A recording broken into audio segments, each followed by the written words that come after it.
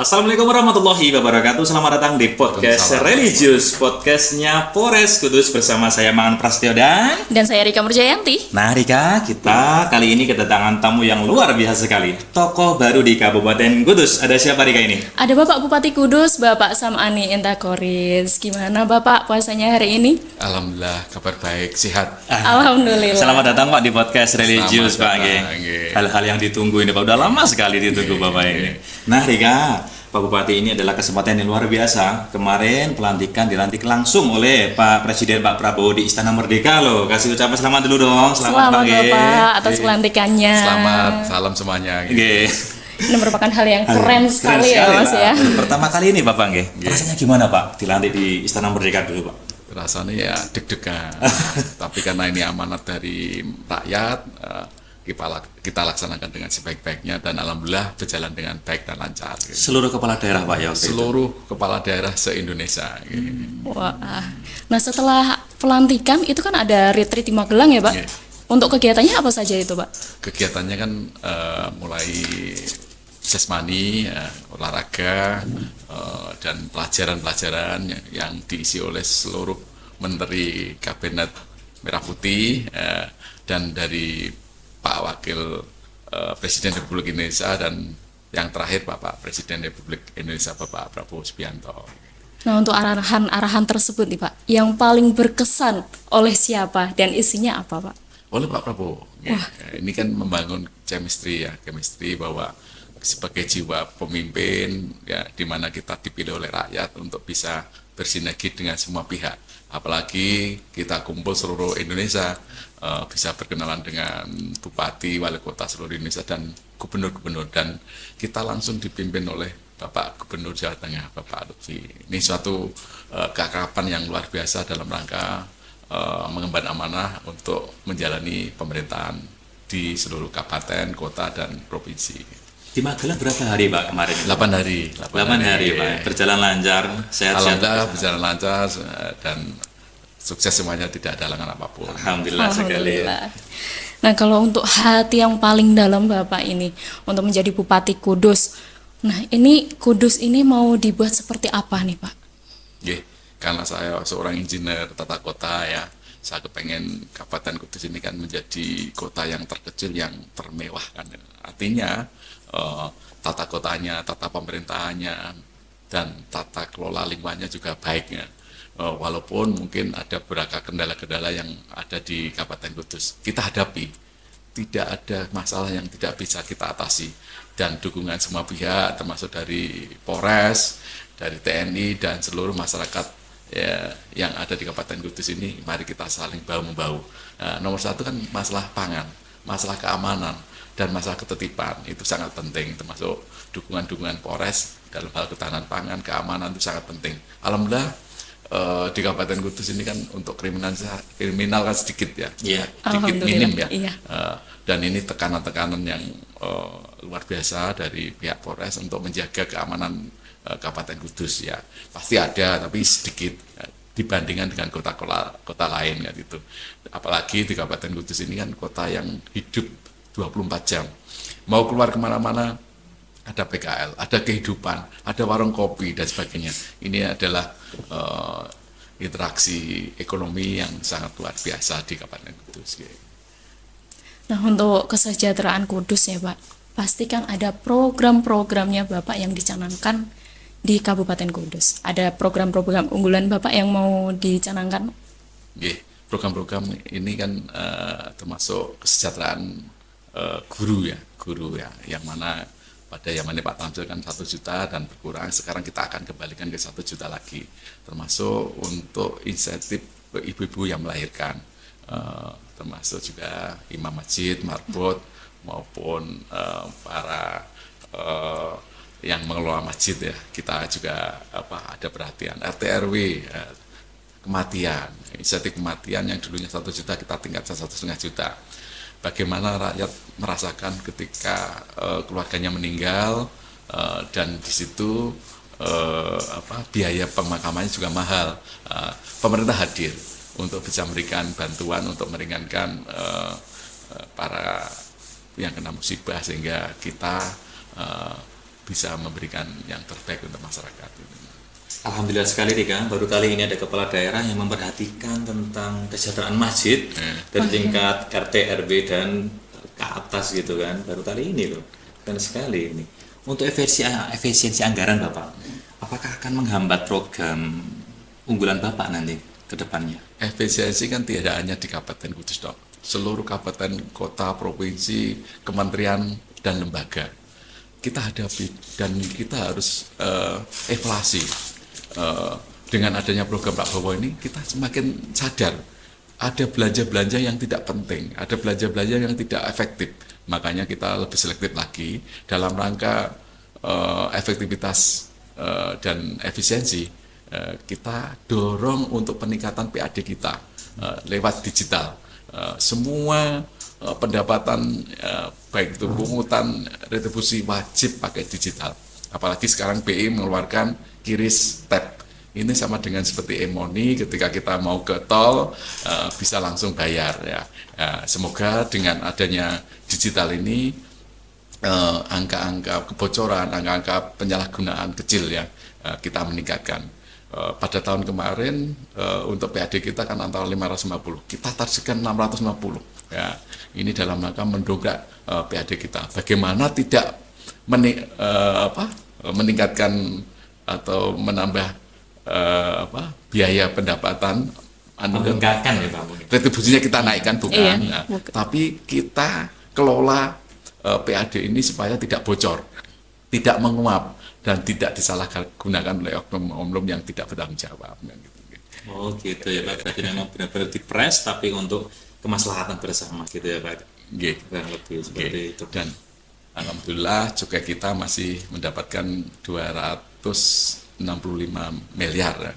Kita coba untuk lobby kepada pemerintah bisa mendapatkan 300 miliar. Ini sesuai dengan Undang-Undang Nomor 1 tentang hubungan keuangan pusat dan daerah. Ya, ini bagian kita. Termasuk nanti ada pembagian untuk pajak kendaraan bermotor ya, yang dulunya 40-60, sekarang diwalik 60 untuk kabupaten kota, 40 untuk provinsi ya. Ini menjadi semangat kita untuk bisa membangun Kabupaten Kudus lebih baik ya. Efisiensi bukan menjadi halangan, efisiensi menjadi koreksi kita, introspeksi kita bahwa kita ada belanja-belanja yang tidak perlu untuk tidak kita gunakan gitu. Terkait dengan dana hasil cukai Pak, alokasi dana tersebut apakah sudah tersampaikan apa belum? Dana cukai kan ada penggunaan, ada pengaturan penggunaan oleh PMK, Kementerian Keuangan ya. Prosentasenya ada untuk kesehatan, untuk ketertiban atau untuk untuk menjaga jangan sampai ada rokok-rokok ilegal, termasuk untuk BLT. Tadi kita serahkan BLT kepada buruh rokok. Alhamdulillah tadi kita serahkan 2 bulan. Satu orang menerima 600.000 langsung ke rekening buruh rokok. Keren sekali Pak, berarti memang langsung tertuju ke sasaran ya Pak untuk itu. Ya, langsung aja, jangan sampai ada belok-belok sehingga terjadi penguapan ya, kita langsung dan dapat dipertanggungjawabkan ketika nanti diperiksa oleh BPK, oleh APH, kita bisa bertanggungjawabkan. Ya. Wah, betul dipangkas oknum-oknum itu ya Mas ya. Kita minimalisir biar langsung tertujukan gitu sih. Betul.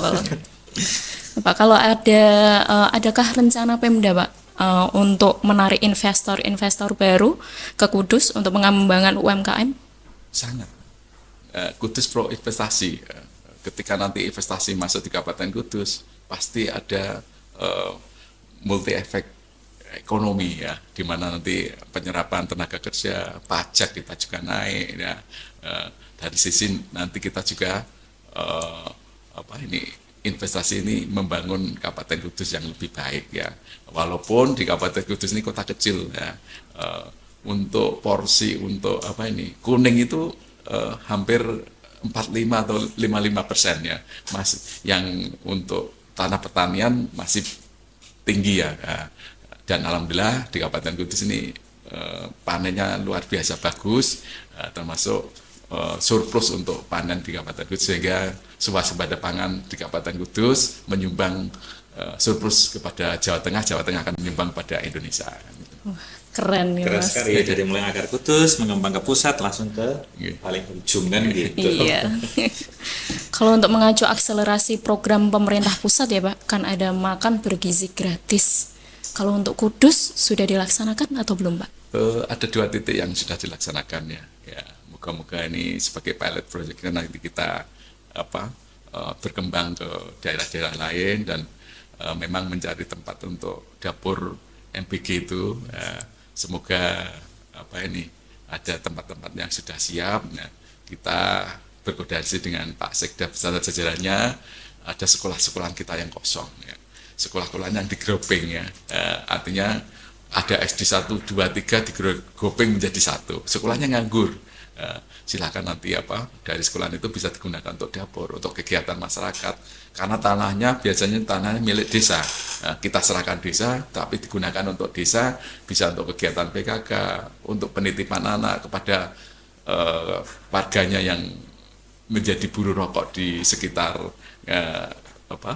desa, termasuk dalam rangka programnya Pak Prabowo ya, Presiden Republik Indonesia, Koperasi Merah Putih. Ya, kita kolaborasikan dengan BUMDes, dengan PKK, dengan Gapoktan, dengan P3A, dengan Karang Taruna, Ansor, ya, ibu-ibu Fatayat, Muslimat, Aisyah, maupun Pemuda Muhammadiyah dan ormas yang lain. Sudah tercover semua terjaring ya Pak. Iya. Untuk sasaran Pak, apakah memang anak sekolah atau ada kaum duafa mungkin atau fakir miskin bisa untuk terbagi di efek dari MBG itu Pak? Ya, sangat. Karena kan kalau kita baca di Al-Quran, ya, pemerintah harus hadir memberikan makan. Kalau di Al-Quran bahwa memberi makan di waktu kelaparan, ya, memberi makan di waktu orang itu membutuhkan, itu memang anjuran agama ya. Dan ini untuk gizi ini kan dalam rangka juga untuk meningkatkan generasi emas di nanti 2045 kan gitu. Berarti memang nggak hanya anak sekolah aja ya Pak ya itu Pak nanti ke depannya. Oke, nanti tinggal gini. Setelah nanti MBG ini berjalan, nanti dari kita akan memberikan masukan-masukan. Bagaimana sekolah yang sudah mampu menyediakan makanan, perlu dikasih makanan atau tidak, dan makanan itu bisa digunakan untuk sekolah-sekolah yang tidak mampu, pondok-pondok pesantren. Di situ juga sudah ada banyak dapur-dapurnya. Iya. Bisa nggak dikolaborasikan dengan dapur MBG itu ya, sehingga nanti berkolaborasi, berinteraksi dengan saling mendukung programnya pemerintah gitu. Terkait sampah Pak, kemarin Bapak sudah meninjau di Sidorekso dan juga di TVA Tanjung Rejo. Oke. Apakah sudah dari Pemkab sendiri ini ada upaya Pak untuk pengelolaan ke depannya ini Pak? Pemkab ini kan sudah berusaha untuk membuat sebuah program yaitu RDF ya.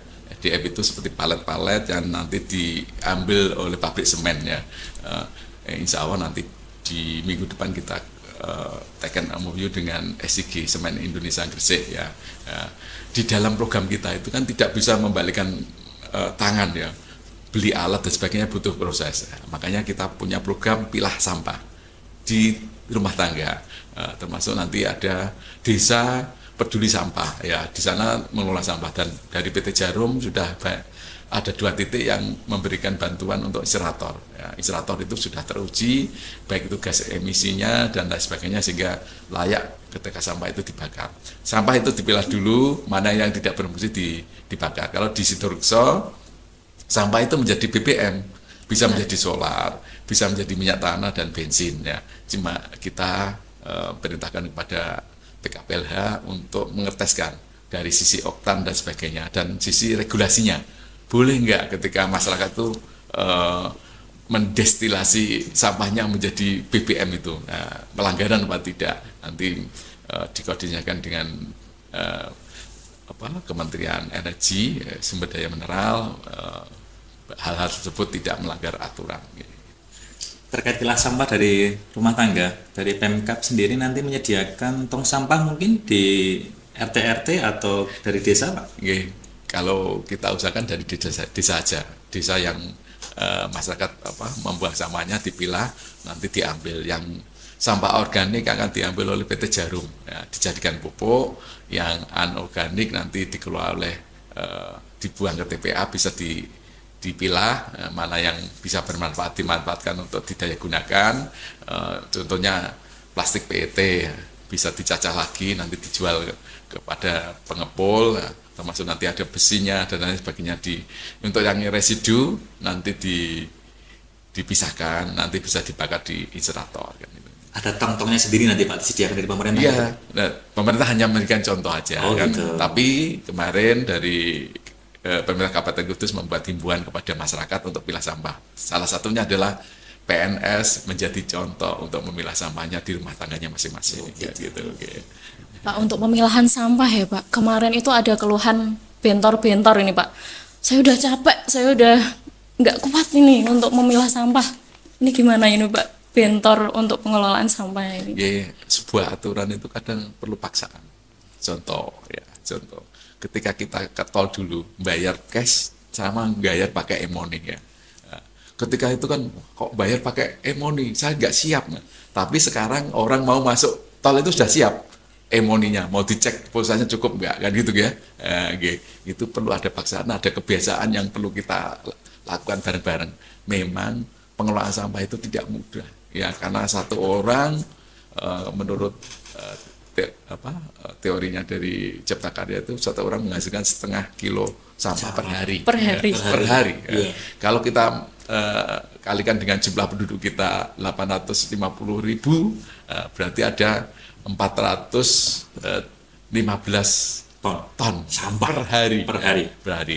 Dibuang ke TPA kurang lebih antara 150 ton. Berarti sisanya kemana ini? Ada yang dikelola oleh desa, ada yang dibuang ke sungai, ada dibuang yang ke tempat-tempat tanah-tanah kosong, atau di pinggir-pinggir jalan raya, banyak sekali yang dibuang situ. Makanya kami mengajak seluruh masyarakat, sampah ini bisa menjadi masalah yang besar ketika kita tidak kelola dengan baik. Berarti terkait untuk bentor, apakah Pemkab nanti bisa mendorong masyarakat agar bisa saling peduli tentang itu, Pak? Bentor biasanya dikelola oleh desa. Desa nanti ada TPS-TPS yang memilah sampah itu. Memang tidak mudah, tapi harus kita mulai. Oh iya, harus kita mulai dulu ya Pak. Kalau nggak mulai nggak bisa nanti. Mulai dari rumah tangga kita sendiri. Iya, kita ya. juga harus mengawali Rika. Mulai dari kita Betul. sendiri ya. Iya. Moga-moga yang ada di sini juga sudah mulai ya. Iya. Untuk Persiku Pak, yang lagi rame ini, harapan Bapak apakah nanti akan bertahan di Liga 2, apakah naik ke Liga 1 Pak? Ya, kalau menurut saya memang masih di Liga 2 aja dulu, masih harus belajar kan gitu. Kalau zaman dulu saya pegang manajer Persiko kan sampai divisi utama ya, divisi utama waktu itu mulai dari divisi 2A, 2B, 2 nasional, Divisi satu terus divisi utama. Sekarang dua dan Liga 2 ini pencapaian yang sangat luar biasa. Terima kasih pada pengelola kan. Nanti pemerintah juga ikut hadir membantu apa yang bisa dibantu karena ini Persiko sudah PT ya, mau tidak mau harus dikelola secara profesional kan gitu, profesional. Nanti dukungan-dukungan dari pihak swasta akan kita ikut mendukung supaya Persiko eksis dan bisa juara kalau bisa kan gitu. Amin, amin. Nah, untuk Pemkab sendiri apakah ada rencana untuk renovasi stadion Pak? Untuk stadion sementara ini kita renov pelan-pelan Pak ya karena efisiensi anggaran kita gunakan untuk yang prioritas dulu kan itu ya. Sangat bijak sekali, prioritas dulu Betul. daripada untuk yang lain. Ini kan sudah mau menjelang hari raya. Untuk kemarin kan ada maklumat tentang dilarangnya soundhoreg. Tapi kan ada beberapa pihak yang menganggap ini soundhoreg kan hiburan. Kok dilarang, kenapa sih gitu, Pak?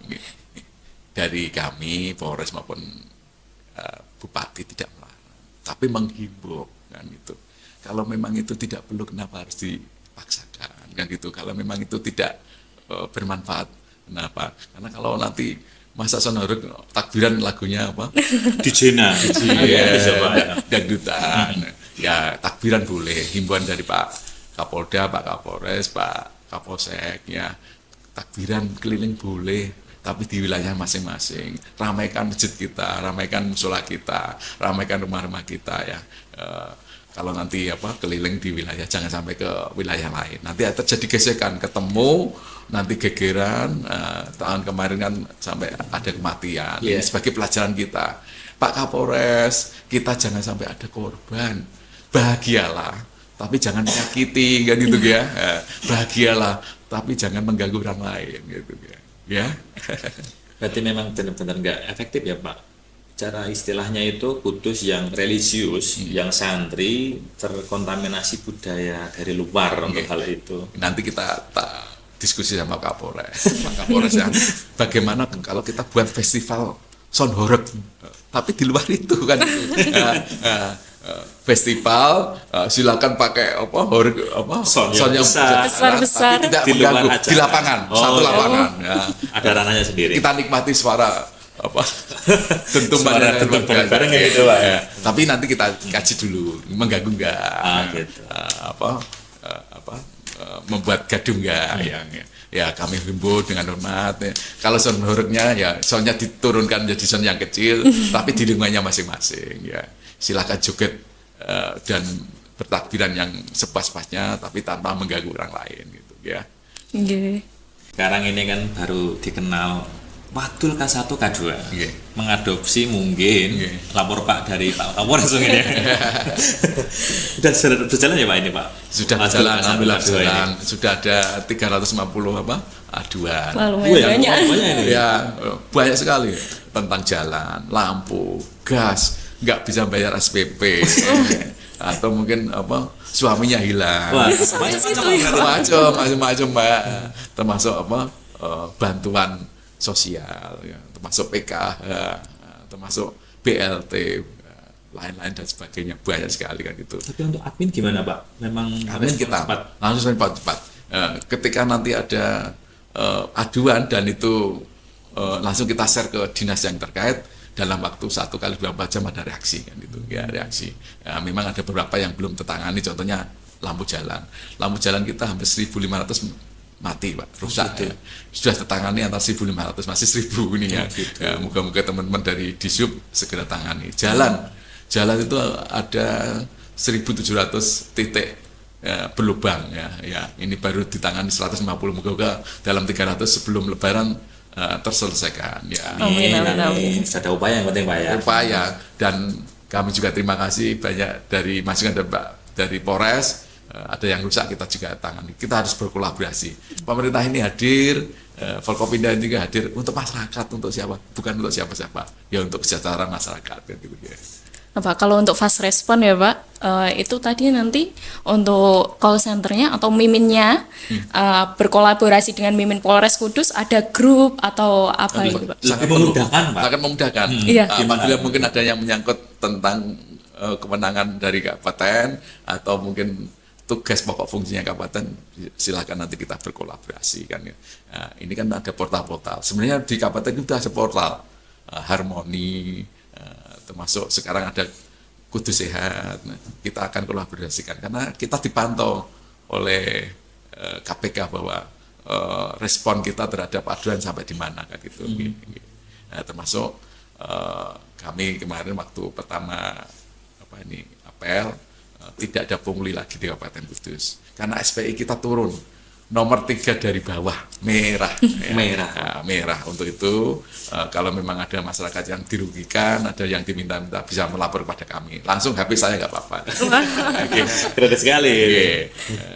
Nah, kalau netizen mungkin boleh Bapak, ada pertanyaan nih Pak dari netizen. Nah, dari mulai siapa ini Rika ini? dari mulai ini pertama, Pak, tolong tertibkan PKL di Jalan Menara Kudus. Kan sudah ada perdanya. Jalan tersebut zona merah loh, Pak. Terima kasih ya. Dari beberapa Pol PP ini sudah melakukan upaya-upaya. Ketika nanti ditegakkan, geger. Tidak manusiawi ya. tidak humanis dan sebagainya. Ya, coba nanti kita diskusikan bareng-bareng ya. Bagaimana mengantisipasi seperti itu ya. Sekarang ini PKL di Jalan Menara itu banyak sekali. PKL yang mobil ya, ada yang jual cilok, mungkin jual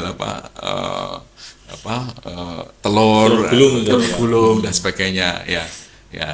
dari sisi kita harus humanis, ya. Bagaimana mereka tidak mengganggu lalu lintas, dari sisi juga tidak boleh mengganggu lingkungan juga ya. Nanti harus kita duduk bareng-bareng diskusikan ya, nanti bagaimana solusinya yang terbaik untuk masyarakat kan, itu untuk kita semuanya gitu. Belok kiri kah? Yang kedua ini Pak, jalan daerah Gondoarum, Jekulo, deket Polsek Mejobo dan Klumpit, minim penerangan Pak, gimana ini Oke, Pak? terima kasih masukannya, akan segera kita tindak lanjuti dengan dinas yang terkait, dinas perhubungan, biar dicek nanti ya. Memang lampu ini kan banyak sekali ya, mungkin ada yang mati, ada yang rusak, biar nanti dibenahi oleh teman-teman dari Disub. Ada 3 shift, 3 tim ya. Moga-moga ini bisa dijalani sampai malam mereka juga. Tim saber lampu itu ya Pak? Nggih, saber lampu, nggih. Semoga bisa tertangani dengan baik ya. Walaupun tidak maksimal, tapi minimal 95% harus tertangani dengan baik. Terus yang ketiga Pak, ini Pak, untuk jalan depan SMP Jati sampai DPR ajur lur. Nah, ini termasuk jalan nasional padahal, sampai daerah Undaan Babalan Pak. Ini rusak ini Pak. Gimana Pak ini? Jalan tersebut memang jalan provinsi ya, termasuk Undaan. Ya. Tapi kita tidak boleh diam diri. Teman-teman tak suruh nempel. Kemarin itu dari provinsi itu pakai aspal beton. Aspal beton itu sangat rentan terhadap air.